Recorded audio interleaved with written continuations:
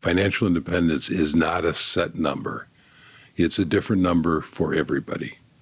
So I've known people who've made millions of dollars a year, and they will never be financially independent because they have constructed lifestyles that cost every bit of that. And then they broke rule number one, they spend more than they earn. Right. I mean, Mike Tyson made something on the order, one of the all-time great boxers, an incredible athlete, made something like $400 million.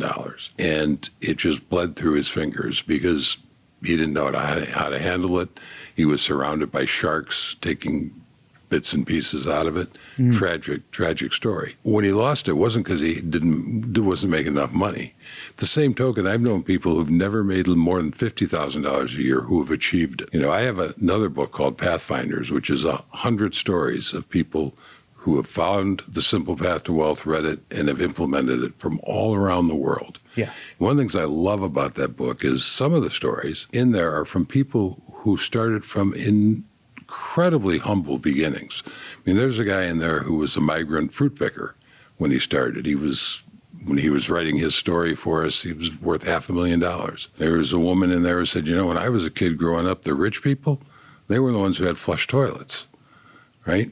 So I love those stories because there's a pushback in this country, and you touched on it a little bit earlier when you were talking about making, say, $46,000 a year. There's a pushback that says, oh, you know what? That sounds great, but that's only for people with really big incomes. That's only for tech people and that kind of stuff.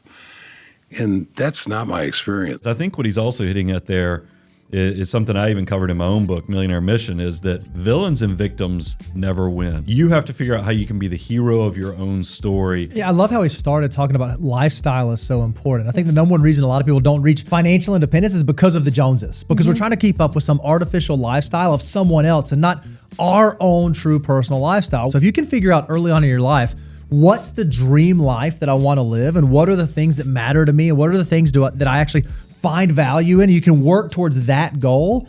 Financial independence does not escape you, no matter where you are in the socioeconomic class. And I think wealth just magnifies who you are. If you're good with money and you make more money, you're better with it. And you make better decisions. If you're bad with money or make some not so stellar decisions, you make bigger mistakes with bigger zeros. It is always important to remember it's better to be rich than to look rich. If you're very familiar or have come across J.L. Collins' content, he really does walk through the path of, the title of the book, Simple Path of Wealth, and it is those basic things of living on less than you make and just maximizing all those opportunities.